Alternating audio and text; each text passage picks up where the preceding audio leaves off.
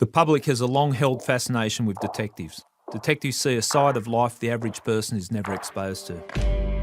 In this podcast series, I Catch Killers with Garrett Jubilant, I'll be interviewing a whole range of people you come across as a detective, including police, bad guys and victims. I spent 34 years as a cop. For 25 of those years I was catching killers. That's what I did for a living. I was a homicide detective.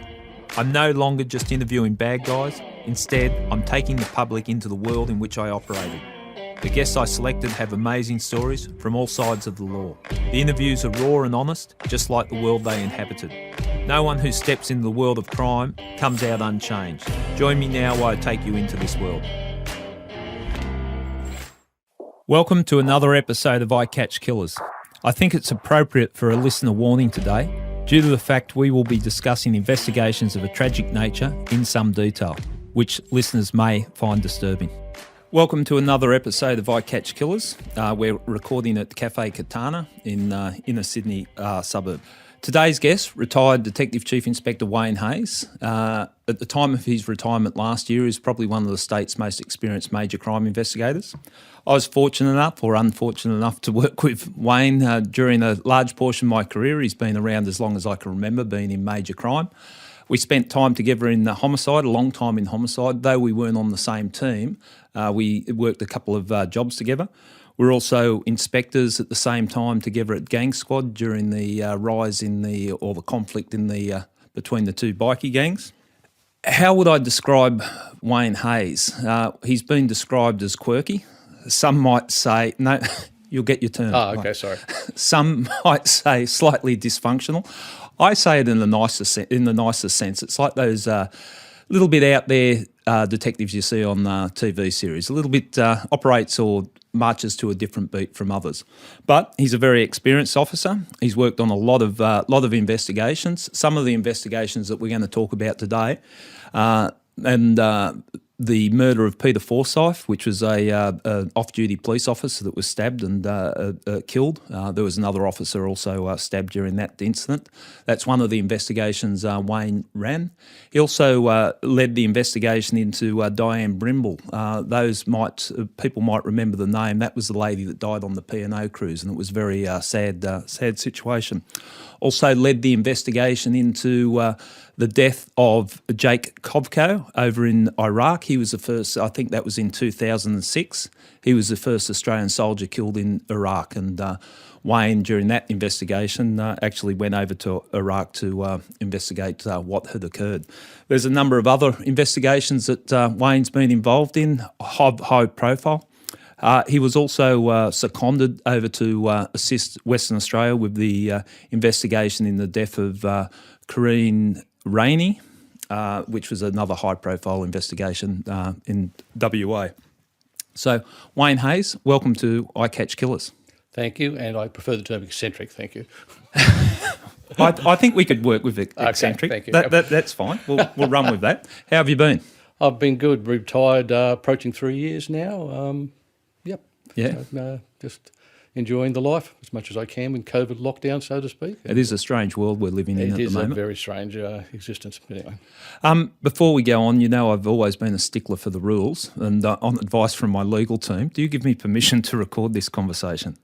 Yes, I do give you full permission to record it, video, audio. Thank you. I'm glad you clarified that. You've always been a professional. All right.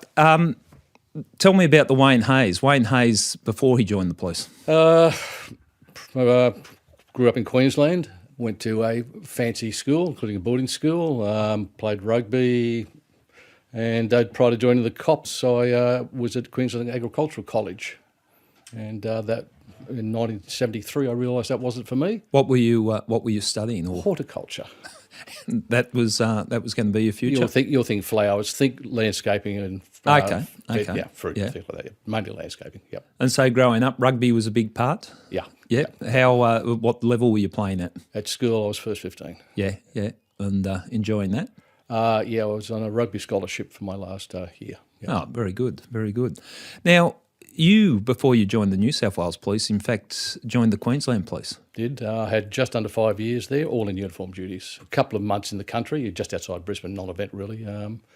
And the rest of it in Brisbane, nothing very venturesome there, except I was sent to Darwin during Cyclone Tracy for the police response to that. Oh, that would have been interesting. I'm sure everyone's aware of Cyclone Tracy up in Darwin. It was in 70...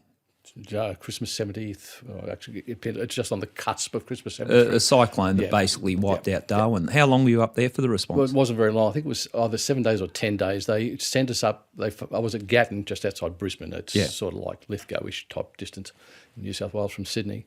And they phoned us up and said, we need people that can go straight away, and young single constables, etc. Yep. And they sent 2 of us from Gatton plus a senior sergeant from memory. And the boss at the time was Inspector Terry Lewis, who became the commissioner later. Oh, right, yes. You're hanging out with some very good people there. I'm going to name drop all through this. Yes. Okay. We went to Darwin and performed basically security duty. So we're driving around and saying to people, do you live at this house? Can you prove it, etc. What were you confronted with when you arrived there? Basically, the place was a bit of a mess. The airport, which is, as you probably know, Darwin's half military, half civil type thing. There was damage to the airport, infrastructure. There was rubbish in power lines. There were a lot of the Darwin houses were the 2-storey, if I can use that term. It's sort of like not prefabs, not the right word, but similar to a prefab style. And they were demolished. Sometimes the bottom half would be standing, so there'd be rubbish strewn everywhere. A lot of people being evac'd from the airport because that was the big thing: get them out. And it was Darwin in those times was a bit of the Wild West too. We didn't have a lot of knowledge of what to expect per se because it was all done very quickly to get us in there in a hurry. Yeah. In fact, I think there's virtually nobody on the plane except us, and I'm not sure if he was the Lord Mayor at the time or not. Clem Jones, who was the Lord Mayor of Brisbane, right. He went up there, I assume, to assist them as well. He was on the plane. Okay. So we patrolled, and then you did such things as like you guarded there was a big liquor warehouses. You guarded those so people didn't break into them and things like that. Right. Yep. Okay, so roughly 5 years in Queensland. Just under, yep. Cops. Then what prompted the decision to change states? Domestic discord with my first wife, who was a serving police officer up there. So, okay, and you just leave that alone. Yep. I respect that, okay. Way, and we won't go there at all. I won't even mention it again. In fact, think of it as forgotten right now. So, New South Wales, you had to start, even though you'd done... I ran figures, it took me a year to get in. Okay. I realised that things weren't good, so I resigned. Yeah. Got out for about a year, then thought I'll go to New South Wales. Went to New South Wales, and they were gracious enough to take me. And you had to start at the bottom in New South Wales, so it was starting fresh. You didn't get any credit? Even to the extent that when I was at the academy and I topped the class, which I should have because I had previous experience. Yeah. When they talked about things like reasonable cause, I knew what they meant. Where everybody else went, what are you talking about? Yeah. But I wasn't allowed to get the prize because it was unfair, and that's fine. No problems about that. So, okay. Yeah, definitely at the bottom. Did you notice any difference about the way Queensland Police was operating at the time and New South Wales? Well, there's probably 3 big things. The first was that at the time, Queensland was a relatively small police force. I think probably only about 5,000 perhaps. I can't remember exactly. New South Wales far bigger. Sydney was a far, far bigger place. I mean, I think at the time when I first got sworn in as a Maroubra, I think, and I could be wrong here, this is top of the head stuff, from 79, I think there were something like 10,000 vehicles being stolen in New South Wales a year or something like that. Yeah. In Queensland, maybe 3,000 if you're lucky, I think. So you notice the volume of crime was far bigger. Far greater because of the more dense population. Yeah, that's right. And obviously you have more policing resources, there's more manpower and more vehicles and bigger police stations, etc., etc. Right.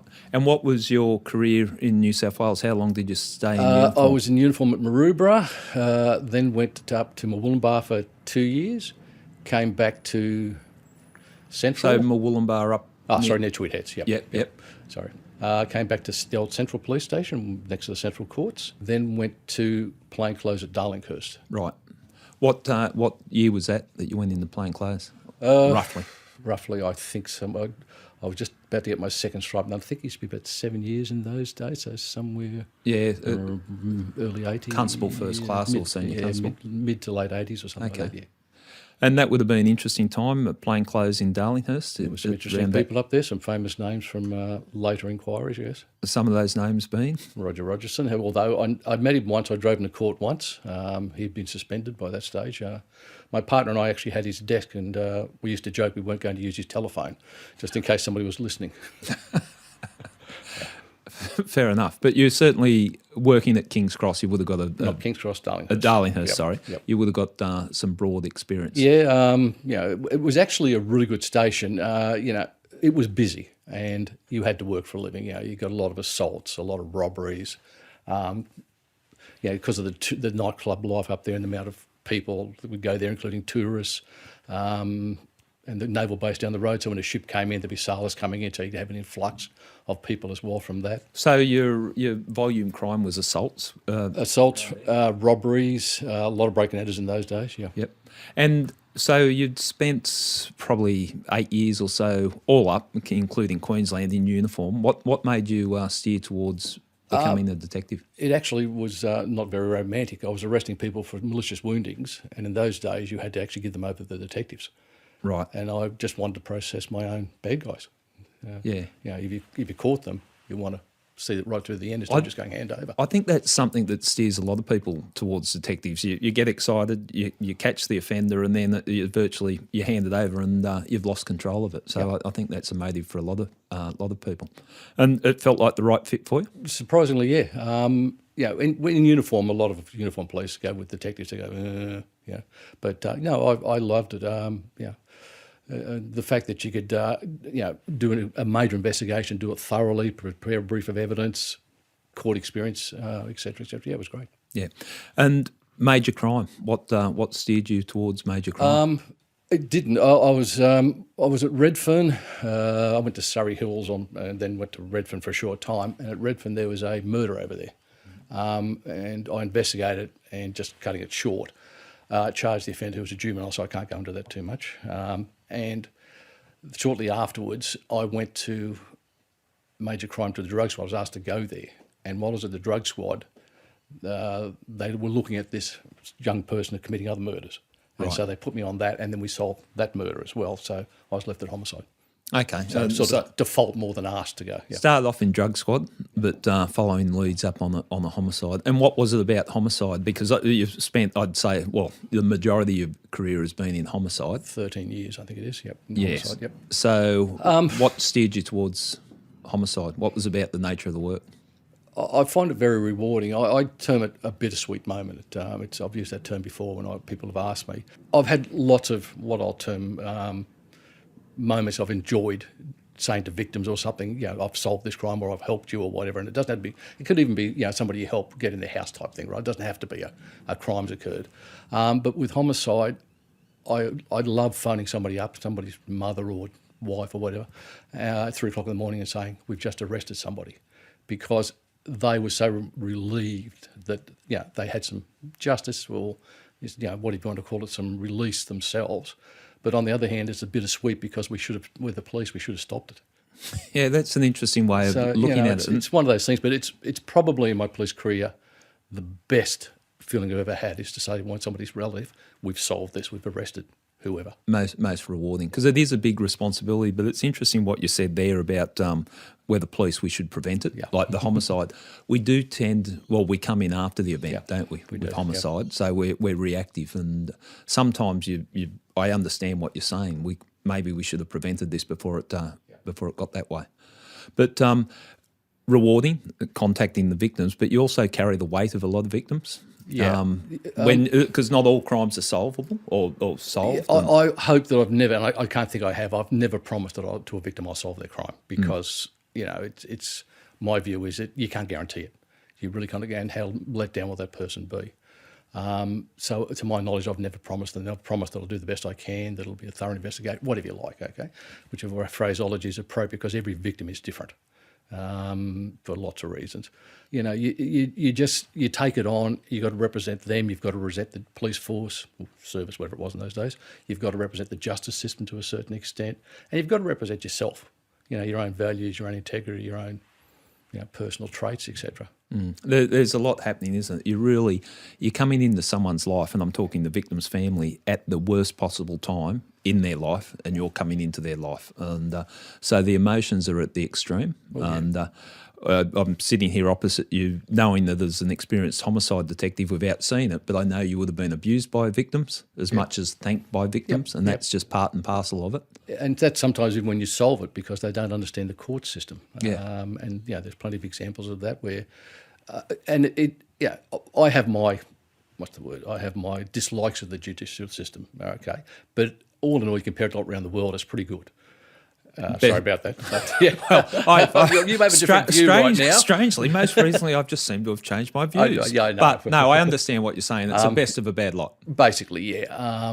So, you can't say to them, you say to them, well, I'm sorry, but it's a dispersonal thing. They can't actually say, yes, he's an asshole, right? They can't say that. Yeah. They've got to treat him, the defender in this case, or her, as somebody that has. And right. look, you're making excuses for the courts, and I do understand it. And you're quite right what they're saying. But some of the times I've seen prosecutors, and I'm not going to reference the particular murder because I just think it'd bring more grief to the families. But it was an elderly lady, and the prosecutor said, "Oh, look, it's not the most serious of crimes anyway because your mum would have died soon."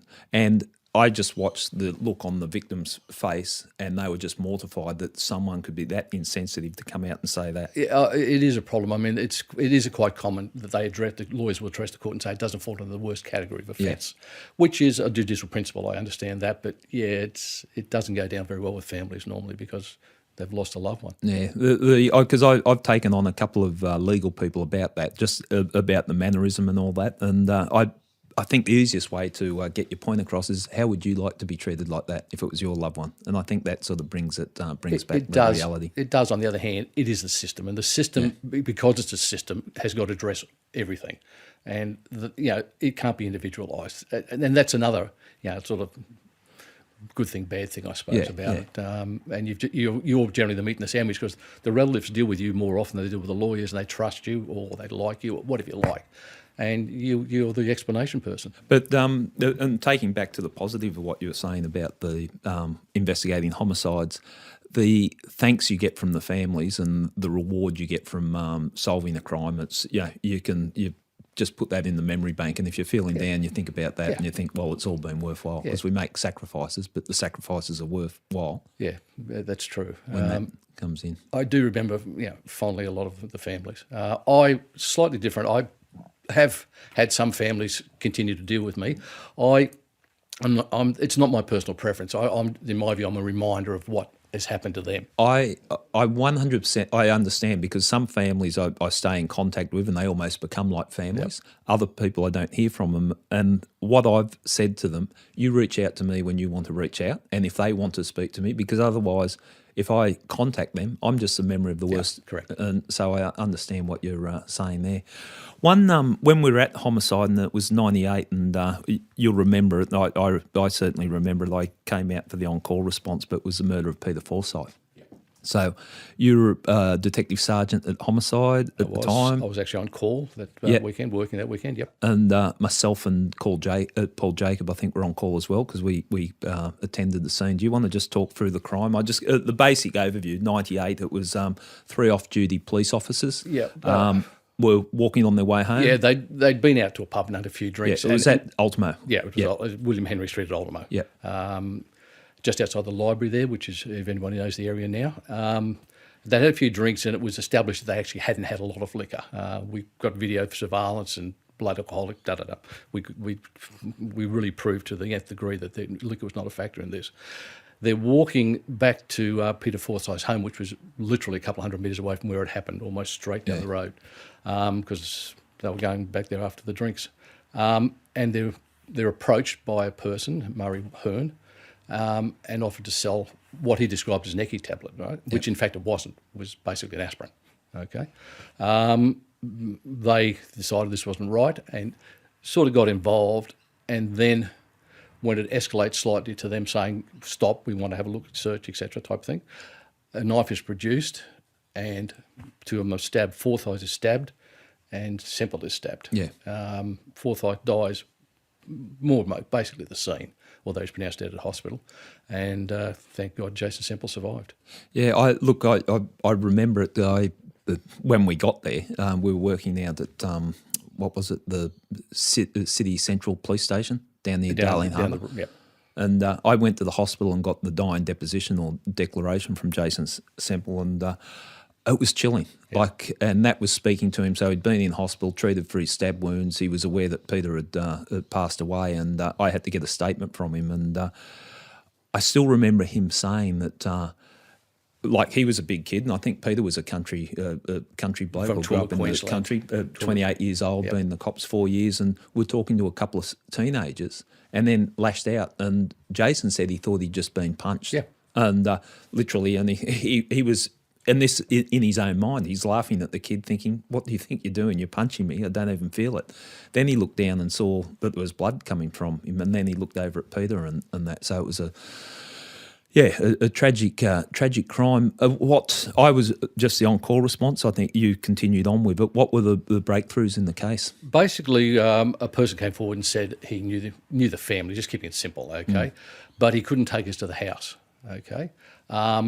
And what he did tell us, we were able to send information to Victoria, got information back that gave us the house, okay, and then we put things in place. Surveilled the house where the suspect was. Yep. Or the family. Because it wasn't just a suspect per se. There was a group of kids with him who were round figures related, just keeping it simple. And we had surveillance on the place, which sort of got busted at one stage. They saw them there and approached them, and they came up with a story which would appear to be accepted. We had some telephones off. And just on that, I think people, when we say we're surveillance, like we've got magical powers, but crooks are always looking out and probably hyper-vigilant, thinking police are watching them all the time. So sometimes surveillance teams do get caught. Well, it also amazes me watching American television with their surveillance sitting in a car about 100 metres from a house with coffee and donuts and a pair of binoculars that they don't get busted. But, that's not my experience in the real world. But anyway. Okay, sorry. It's true. Anyway, so we then had some telephones off. Telephone intercepts done, lawfully telephone intercepts. And you don't have to say that for my benefit. I do. I've got another one to go. We'll get the 3 in before I stop. I do understand that there is a provision available to get warrants. But anyway, we'll discuss that later. An opportunity. Keep kicking. Anyway, and we had the magic moment happen. Okay, what happened was that the offender phoned his father and was basically told to phone, go to a solicitor or newspapers, and he phones the Daily Telegraph in the middle of the night, and we're listening to the call of the father, which was more than enough. He confesses to doing it. So that's your gotcha. That was the golden moment. Yeah. Plus, we had the journalist taking down notes at the time at the Telegraph. Yeah. Now, as it turned out, because we knew it was him, at the time this was occurring, it was at his girlfriend's place at Chipping Norton, I think is a suburb from memory. Yep. And we had a tactical team there because we'd been following them on a train. And the we'd had an undercover following him on the train. So we knew where he went. And when the magic phone call came in, we put everybody on call, we called everybody out, and we'd only had a matter of a couple of hours sleep. Because the telephone intercept told us, this is the golden moment had arrived, basically. They realised too. So we're on our way to effect the arrest. The tactical team's actually in situ outside the unit. And there's a couple of people in the unit as well as the offender, not related to the offence, right? They're just flatmate type things of his girlfriend. Yeah. And they open the door and see the tactical team standing outside in their balaclavas and tactical equipment. And the tactical team's got to go in and effect an arrest. And the reporter says you can actually hear the arrest on the telephone. Right. So, stop, police, crash, bang, as he tries to escape. And arrested, we turn up, took more or less just after the arrest, take him back to the police station where he basically seeks legal advice and declines to answer questions and is charged. Okay, and pleads guilty. Yep. And so the strength of the case was what we captured? The strength of the case was the TI, the journalist, what the witness told us. In fact, what I concerned the other people that are there, the family members, give versions as well. It gets a bit more complicated. But so at the court, he was convicted of murder? He pleaded guilty. Right. Was there any rules all set to go? All the witnesses were lined up. First day, ready to rock and roll, and he managed to plead guilty. Do you remember was there a committal hearing for it? Paper committal from memory. Okay. And were any of the other persons present charged with any offences? They were charged with concealing a serious offence, basically. And Jason, even after experiencing Jason Semple, he stayed in the police.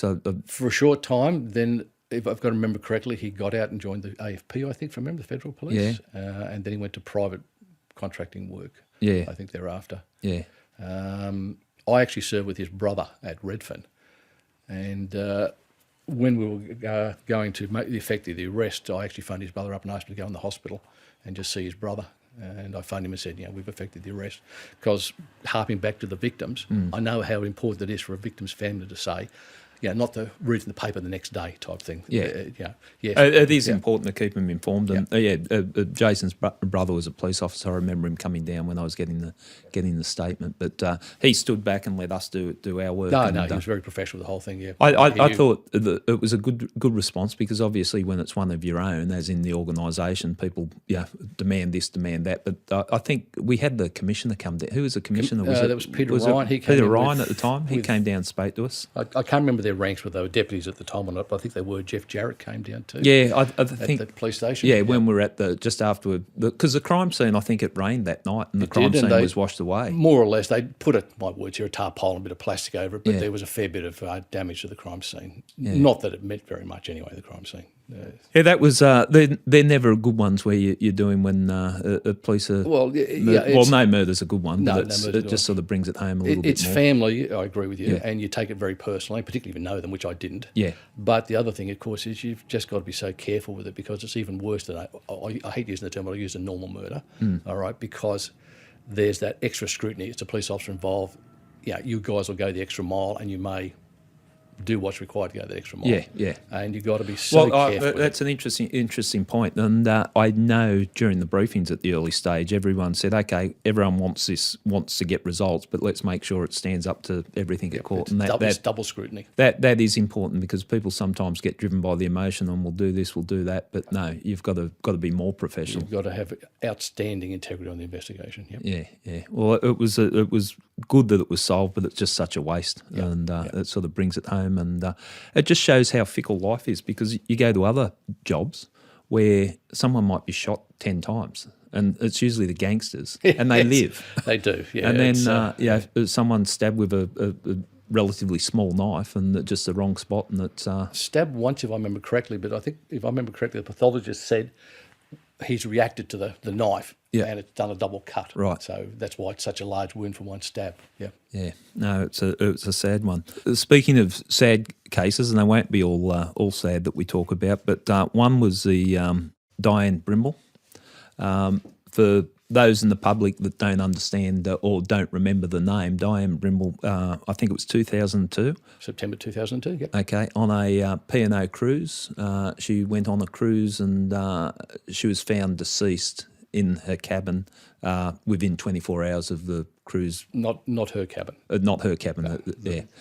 Look, I know this is a difficult one to talk on, because it was subject to a lot of media attention. It was also subject to a coronial investigation. Yep. It was referred to the DPP, and there were charges laid, but the person was acquitted of those charges. Was a hung jury, the first trial, and thereafter the judge, when they wanted to go again, he was going to plead guilty. Basically said, you can't plead guilty to something you didn't do. Yeah. And he was eventually convicted basically of drug offences. Okay. Do you want to talk about the circumstances that you're comfortable talking about? Okay, Dianne Brimble and family members went on a cruise. They're from Round Figures, Queensland. Yep. Okay, and came down to Sydney to join the cruise, which in those days I think left from Darling Harbour before it was redeveloped, I think, from memory. On the first night, it's welcome aboard night, and she's there with the family having drinks, etc. They decide they want to go to bed. She says she wants to party on, and no issue at all with that. And she met what's termed the 8 from Adelaide, okay? Just 8 mates who also were on the cruise, and for a good time. Anyway, this is where it gets a little bit contradictory, or that's not quite the word, a matter of contention. She eventually ends up in the cabin, belonged to 4 of them, and has sex with one of them, and basically is found unconscious on the floor, naked, They try to revive her and partly dress her, then call for medical assistance, and basically she dies. Okay. A police investigation started because at the time it was still in New South Wales territorial waters. So under the Coroner's Act, it's a New South Wales investigation. Okay. And they flew a couple of police to Noumea, was it? Yeah. That wasn't you. That was the water police. No, the water police. There was. I remember the meeting with it. And there was because the inspectors at Homicide, as you remember, used to have meetings on Monday mornings, etc., and it was brought up the water police, and they had jurisdiction. It was felt, so they flew personnel, including some scientific personnel, to Noumea. That's right. They boarded the boat, and they continued the investigation there. And then everything happened post that. They came back, they were preparing the coroner's brief, and it sort of turned into a bit of a shit fight, I suppose is the easy way to phrase it, with allegations that, the dancing detective and all that sort of stuff. Look, I still remember those headlines. I don't know the person, so I'll just make the comments on my observation. He's when now I deceased. Saw that. Okay, well, If I remember correctly. When I saw that headline, and being a homicide detective, and I was ashamed. It's not a good look. You get flown to investigate a death on a cruise ship, and the public has seen you out on the drink dancing. That's how it was reported in the media, and that headline, "The Dancing Detective," it lives in infamy. Yeah. So that caused obviously a reaction within the organisation, and it was given to the homicide squad and given to me. Okay, so that would have been a difficult one because there's a lot of, and again, I'm not sure how far we can go into it, but there was a lot of moral issues about that one, and in the way that certain people involved in what occurred had reacted and their response to it. Yeah, what's the easiest way to describe it? They probably didn't help themselves, okay, because of the way they behaved on the boat. They viewed it as a party vote, in my view, okay? Yeah. This is my view. They viewed it as a party time with reasonable justification. That's what it's sold as. Everybody has a good time. And they had a good time. And again, this is and I think these were played in court, so it's okay to say it. We eventually had telephone intercepts on telephones, etc., on the persons of interest. And we were recording conversations where they were making disrespectful comments about, she's spoiled my cruise, da-da-da-da-da, I kicked her in my bed, that sort of stuff like that. It doesn't really endear you to... It doesn't, but on the other hand, we're not the moral police. Yes. Okay. As much as, it certainly didn't endear them, as I said, right? But their version was the version we actually had to go with because we couldn't really knock holes in it because there was virtually nothing else. Because, for example, the cause of death is actually alcohol and drug induced. Yeah. Okay. Now, the drugs, they said on the telephone intercepts and eventually basically in evidence that one of them was taking it. She watches and says, "What are you doing?" Is told it's ecstasy. I think it was. Yeah, was that the word he used? Whatever it was, anyway. And she says, basically, "Can I try it?" He says, "Yes." Okay. And alcohol, really, you drink yourself. Okay. Yeah. So, because of the dual cause of death, it got a bit messy. Okay. And their version was the only version we really had that A, it was drugs that they had. B, they told her what it was, or one person told her what it was, and C, she drank it willingly. Yeah. So it got very messily legally. It doesn't constitute an offence. It's supply drugs. Other than the supplying of the drugs. So the manslaughter was very contentious, I suppose. There was other evidence, as I understand. I assume it's public knowledge that there were photos taken. Yeah. And what happened was there was I'm not a technocrat, a memory card or something like that. I think we're safe with what's wrong with memory cards. There was something electronic recovered. You are so technical. I've showed you my mobile phone. Remember, it's it's basically a string with a bit of tin attached. Anyway, it had been deleted, but our experts were able to recover certain aspects of it, and some of those aspects included the fact that there was a sexual act took place, the victim being found in another person's bed, the victim being on the floor, naked, and the other still asleep type thing. Yeah. And the end result, on the back of a recommendation from the coroner? There were a recommendation from the coroner were basically an improvement in the cruise industry's attitude, treatment of alcohol supply. Responsible service. Responsible service of alcohol, basically. Their attitude to medical responses yeah, and of course the family of Dianne Brimble, particularly her, she had two husbands, right? Yeah. They push very much and still do for the cruise industry to get its act together, and they were very strong in their support, they were, the support of her. yeah, and of course I think in fact with the latest.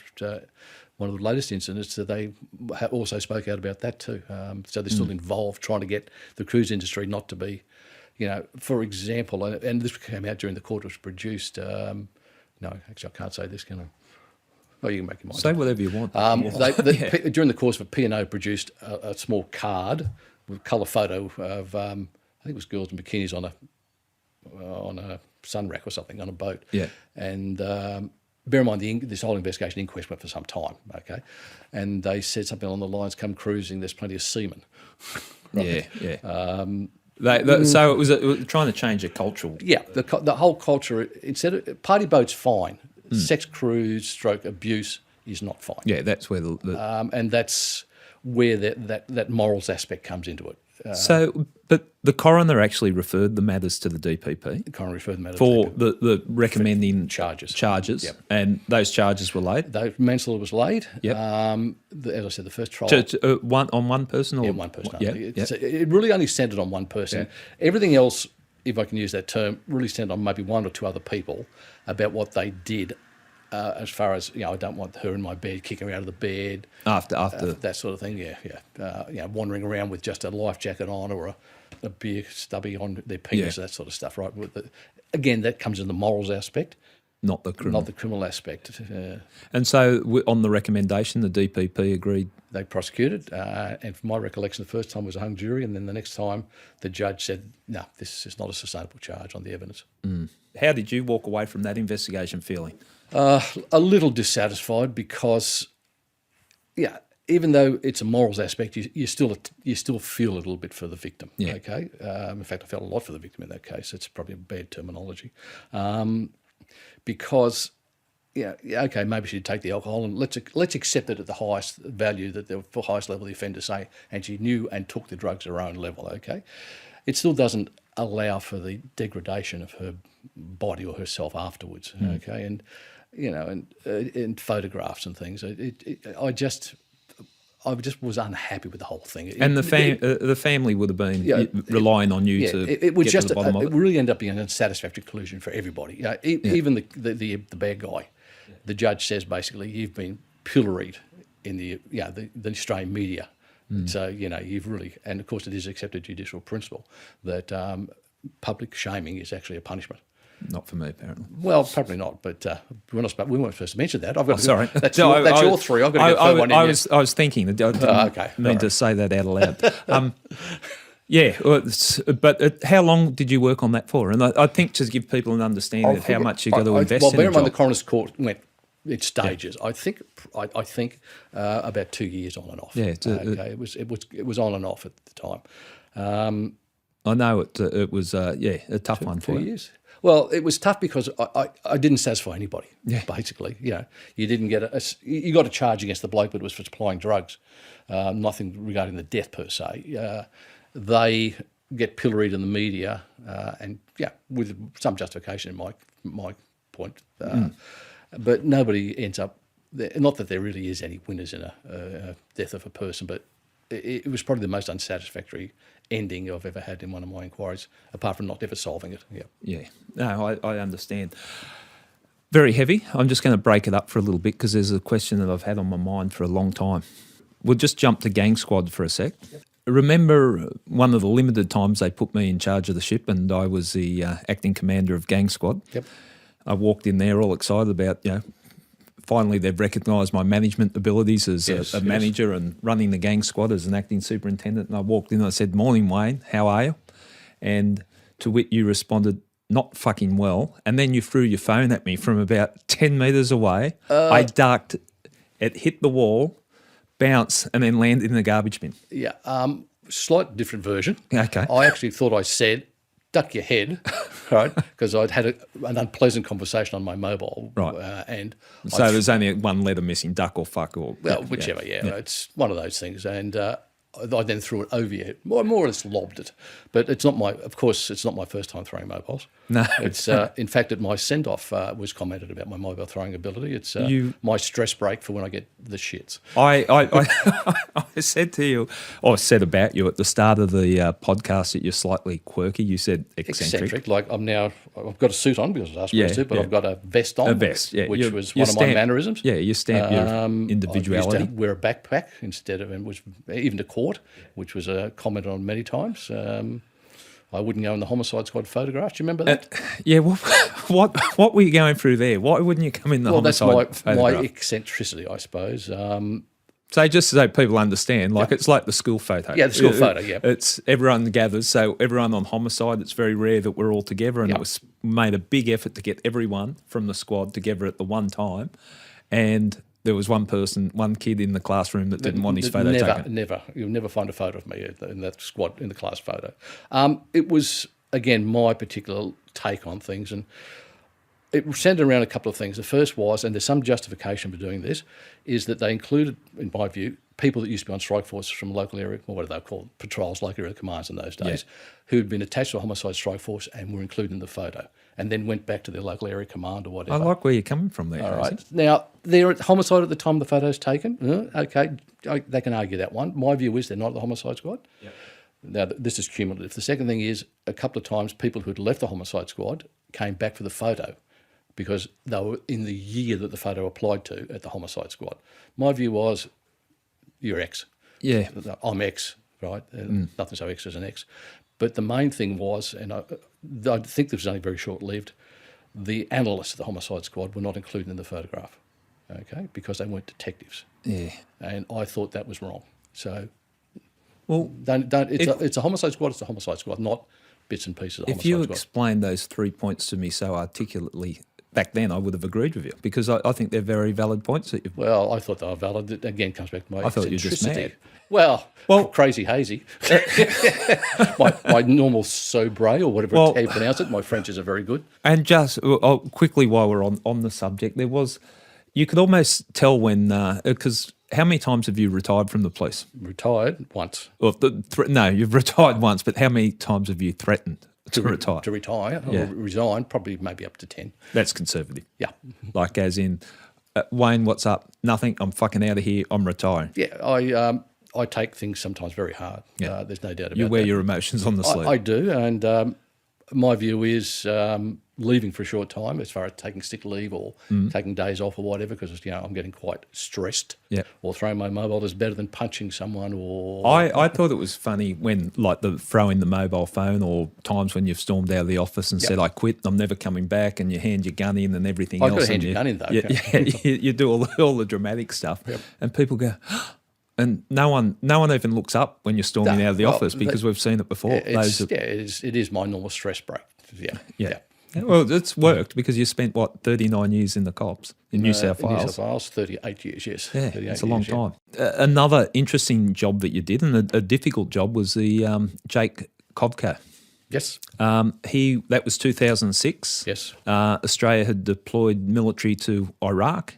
Yes. And he was the first person, Australian soldier, to die in Iraq on that deployment. Yep. And he died on base, as I understand it, with a bullet wound to his head from his own firearm. Is that sense of it? Yep. So how did you become involved in that? Okay. Basically, it was because the wrong body was brought back from Iraq. Explain this. All right. So Private Korka was shot and died. Yes. Okay. Obviously, the body's got to be repatriated. Okay. Now, I'll shorten this. Please, if you don't understand it, please ask me. So the body is taken to Kuwait, which is round figures the staging post for, we'll call it the Americans and the Australians, etc. But we'll call it the Australians, okay, because it's not a war zone. Okay, so the body's repatriated back to Kuwait, into the morgue at Kuwait. The Australians, his platoon sergeant, company sergeant, platoon sergeant, I think it was, comes back to escort the body back to Australia. Okay, goes to the morgue and they've got to do an identification. Somebody from the Australian Embassy is there who doesn't know Private Korka from Borough Soap, obviously. The attendants at the morgue bring out a Caucasian body, and it would appear that the sergeant doesn't look at the body because it's one of his men. Right. He doesn't want mates, more or less. And says, yeah, okay, and that body's brought back. Unfortunately, that body is actually of somebody else. And it would appear the morgue attendants, or whatever you want to call them, had just brought a Caucasian body out because they didn't really understand. Right. And nobody's really checked the body. So they've actually brought back a Serbian contractor Serbian, I think, who's been working there and has died from cerebral hemorrhage, I think, from memory. Okay. So the wrong body's brought back, and that's realised. And there was a degree of outrage? Well, quite a degree of outrage. And again, phraseology here. Part of the issue with this is, apart from the fact you're dealing with the army in Iraq, or the military, the army in Iraq, back in Australia, you've got the deceased mother and the deceased wife. And it came out in the coroner's court. It's no secret, I would suggest. They don't see eye to eye on certain things. The wife was convinced that he'd been killed by somebody. The wife basically, I'll paraphrase this, thought that he'd somehow been shot accidentally, probably by himself. Okay? Very diametrically opposed. The mother and the wife. The mother and the wife about what happened. Okay? And then, of course, let's compound that by bringing the wrong body back. Yeah. Okay? So the Coroner of New South Wales exercised jurisdiction, which comes to, as you probably know, under the Coroners Act, because it was 3 RAO at that stage were based at, I'll call it Liverpool, Holsworthy. Yeah. So he left from New South Wales, so Sydney Airport, and he was a resident of New South Wales. So the Coroners Act had applies. Jurisdiction. Yeah. So New South Wales Coroner got it. The Coroner was of the view that somebody that was experienced, able to possibly deal with the military, should be involved, and that ended up being me. And so what did that involve? Okay. When we had the meeting with the coroner and the acting commander, I think it was acting commander at the time of the homicide squad, and I think the boss of State Crime Command was there, and a military representative, a major from the, I've got to be careful because they keep changing names, but we'll call it the Army. Okay. Police was there. And the coroner told him what was going to happen and explained why, basically, and indicated that I was the man. And I said, well, we'll need to go to Iraq, obviously, because you've got to look at the crime scene, we'll need to see the soldiers, even though there was actually military investigators in situ, okay, and had done an inquiry. But that was your call, being in charge of it, and reasonable that you... I'm a big believer, if you can go to a crime scene, photos don't do it. Yeah. Yeah, certainly it's a representation, videos and photogrammetry, it's all a representation, but as an investigator, I like to go to the crime scene. Tells you a lot more, doesn't it? Yeah, it does. You know, you get idea of sizes and colours and etc. Yeah. So we went to Iraq. So who did you go over? Did you take a crime scene officer? Yeah, there was a bit of discussion about who to take. I took an offsider, obviously. Yep. And the forensic, I took a ballistics expert. Yep. And a crime scene examiner. Okay. There was argument about taking a fingerprint person, and I said no, not necessary.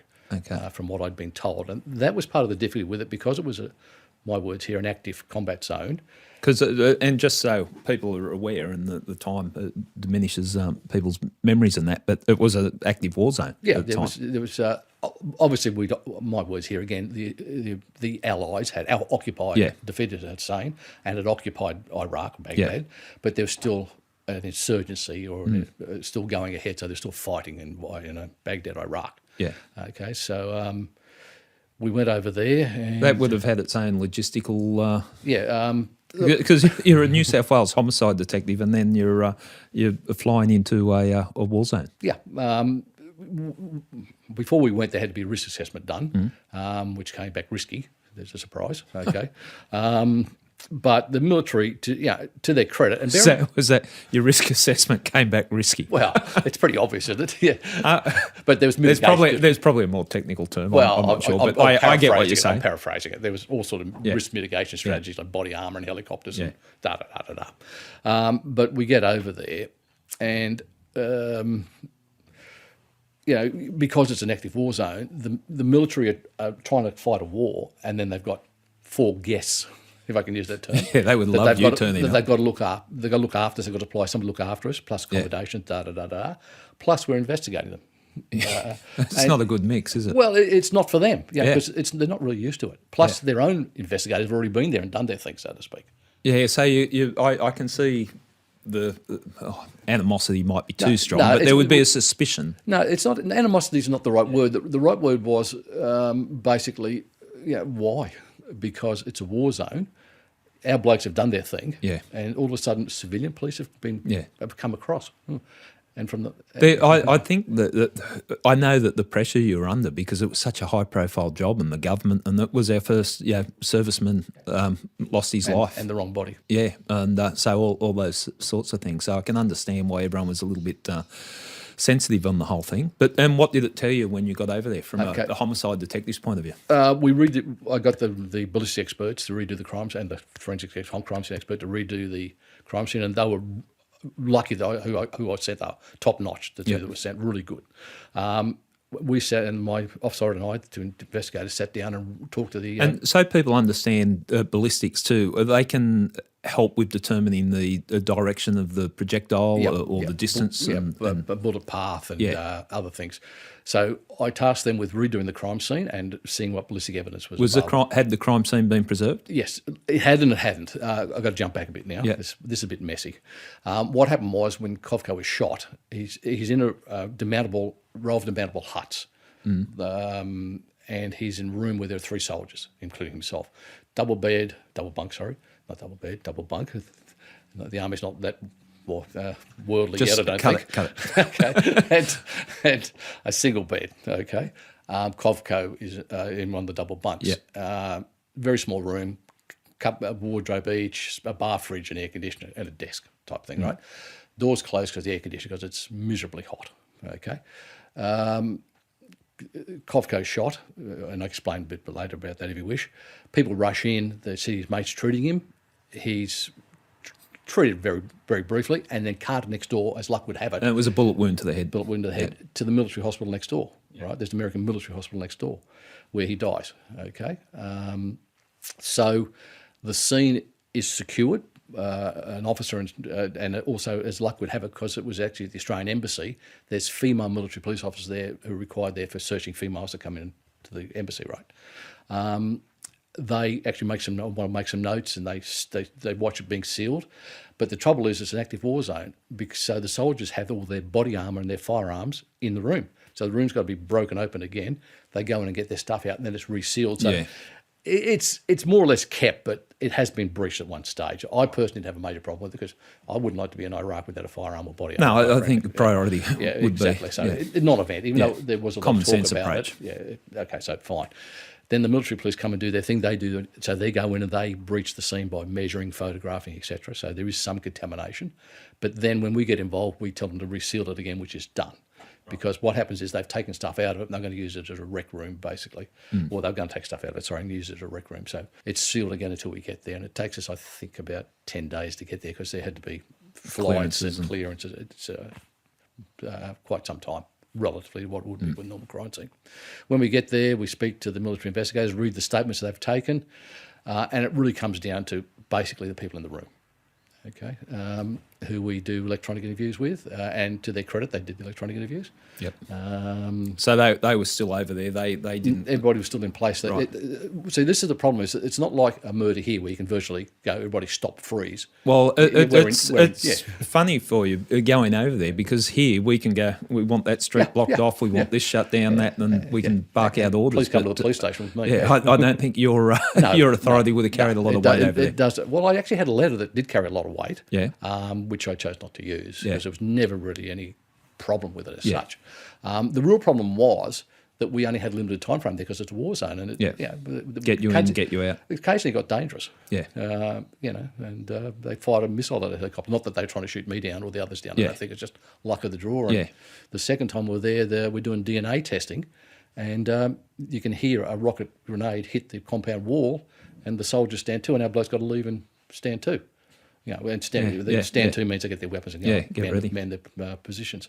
It was a very difficult concept for the military to do their job and accommodate us. Yeah. And they did a really good job in all the circumstances for mine. Yeah. The end result of that inquiry? There's 2 inquiries with the Kovco matter. There's the Military Board of Inquiry. Now, the Military Board of Inquiry is like a coroner's court, but different. Like the deceased is represented by, I'll call it a lawyer. He's an army person, but a lawyer, and a lot of other people are represented. And the idea is to rapidly find out whether there's a breach of training protocols or weaponry, to try and rectify it in a hurry, because it's a war zone. and that makes sense. Plus finding out what happened, obviously. But they try to figure out if there is actually an urgent need to change something as well. Now, that went on for quite some time because our investigation was unfolding as well, so they were slightly dependent on what we were finding. What the findings you had. So the Gulf Coast bodies were back, autopsies done, and basically I can go into a lot more depth if you wish about it.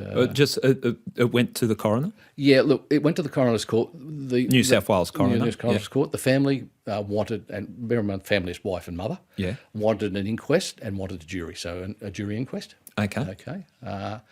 And basically all the evidence was rolled out there, and at the end it basically came to the same finding that the Military Board of Inquiry had. It's sort of what I'd said in my end of my statement, because as you know, when you do a statement as officer in charge, in fact, it was actually a very short statement because the witnesses spoke for themselves. I just outlined what I said, and I went through some scenarios that were possible and eliminated those scenarios as much as I could. And one of those scenarios was the obvious one, shot by the enemy. And people, just to bring clarity to what we're talking about there, as the officer in charge of an investigation, if you're presenting a brief to the coroner, you summarise the investigation, and as distinct from criminal investigations, you can offer opinions based on the evidence. So it's there to assist the coroner make a determination what's happened. So what was the end? Shot by himself. Right. So during the course, basically put the gun to his own head, the course of a game or act of bravado or something, and shot himself accidentally. Okay. Not realising it was a fully loaded, functioning weapon. Yeah. How were the families with Devastated. that? Yeah. It Particularly must the be. mother. Yeah. It must be hard. And they don't get closure either way, but it's... Well, just out of interesting, I'm not sure if that's interesting. There was on the news yesterday or the day before, and I was aware of this, there was a contractor shot in almost identical circumstances in Baghdad about 5 years ago. Oh, right. Didn't hear that. It's in the media. I'll be able to look it up for you. Yeah. Basically, exactly the same thing. Drinking, not exactly the same thing. These guys were drinking alcohol. There's no suggestion of alcohol or drugs at all with Korka because all the tests were done and they're not allowed alcohol there. And this guy has been sort of mucking around and then puts the gun to his head and shoots himself, basically, by accident. Can you break down what the findings of, because it's, to me, looking at it from the outside or an outsider's point of view, it's critical what happened in the room and the gunshot, the things that we know. There's a bullet, a round that killed him, and it's come from his gun. What was the assessment from ballistics and your interpretation of the evidence that was... The two soldiers who are in the room with him cannot actually assist us about what happened at the crucial time. Okay, they see him beforehand, they hear a noise, gunshot, and they see him falling down or have fallen down. Okay, what the ballistics were able to do was from his body, there is an entry wound just above his ear. It's a podcast, I'll help you with this. You're indicating right to the side, temple. just above the temple. Okay, yep. Okay, with peppering or gunshot residue. Okay, which is indicative of it being close. A contact or close contact wound. Okay, then his brain, obviously from post-mortem, and also the skull, there's a ballistic track where the bullet passed and came out. Okay. It then goes through the insulation of the roof of the demountable hut, and it's actually lodged in the capping. And the military police I referred to before actually find that and send it to us. We can match that bullet to that gun. Okay. So, and the ballistics are able to give us a path. So we know that it was fired from a certain height. Again, we need Kovko's height, and basically somebody standing next to the bed. And we know the angle it was, and because it's on the right-hand side, it goes up here, the person has to be facing, just keeping it simple, the rear of the room. There were two other soldiers, one's at the front of the room and one sitting on his bed halfway towards the rear. Okay, so we now know the angle of the wound or the trajectory, the path of the bullet. We know that it's fired from more or less a standing up position. We know it's a contact or near contact wound, okay, because of the peppering. Now, the weapon was a fully loaded and functioning, obviously, Browning weapon. Now, you can tell it's fully loaded because at the bottom you can actually see a base plate on the magazine, a metal base plate. You can actually see that. But in the photos, and what happened with the photos is after Kovko shoots himself, everybody races in, treats him, gets out, the room's sealed. It's then unlocked. Before it's sealed, a person goes in and takes, I think it's 7 photographs on direction from a sergeant who says, "You got a camera, go on and get them." He does a really good job insofar as it's not the best crime scene photograph we've ever seen, but he gets a laptop on a bed, The soldier says he's using his laptop on his bed. He gets a partly open door of a bar fridge that's in the room and a Coke can. The soldier says, I'm at the So fridge. the crime scene photos are corroborating what? Well, they're not crime scene photos, they're soldiers' photographs. Right, immediately afterwards. okay. So it corroborates what those soldiers said to a certain extent. And also you can see Kovko's bunk with his bed and his bed head. There's a pistol holster hanging from it. Now, of the three soldiers in the room, Korka was the only one with a pistol. It's not standard issue for what were then paratroopers. They gave it to him, and unfortunately his training hadn't completed it, right? So you've got this weapon. Now, when he also photographs the weapon, you can clearly see the base plate, but you can also see an expended round. So a bullet's got, or a cartridge case has got a bullet and a metal case behind it. When it goes bang, the bullet goes out, and the cartridge case in this case is ejected because it's a semi-automatic weapon. And everybody's probably seen it on TV or done it themselves. When they fire a semi-automatic weapon, it ejects it, right? Ejecting the empty case. Yeah, empty case, goodbye, and the next bullet comes up in it, right? Okay. In this case, the weapon didn't eject the case, and you can clearly see it in these photographs that are taken minutes after Kovko shoots himself. The cartridge case is hanging partly out of the ejection port. It's called stovepiping.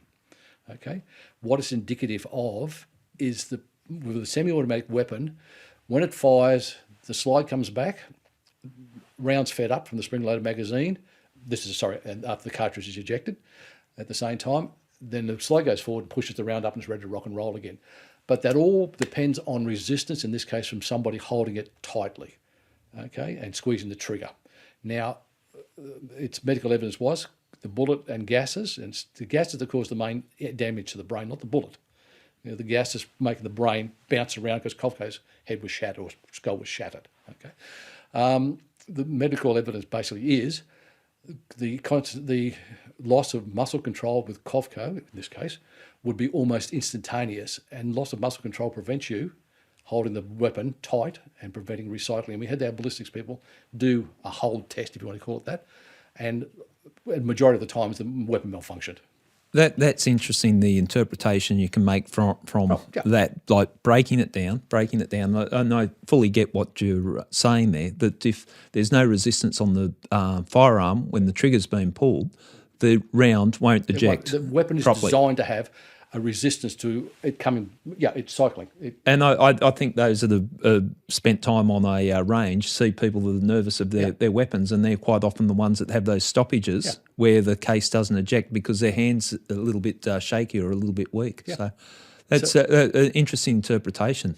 I can see how you can come to the conclusions based on that. If you want a little bit of a twist in it, There's always a twist. When we did DNA, Kovko's DNA was on the weapon. Right. But somebody else was on the weapon in greater percentage.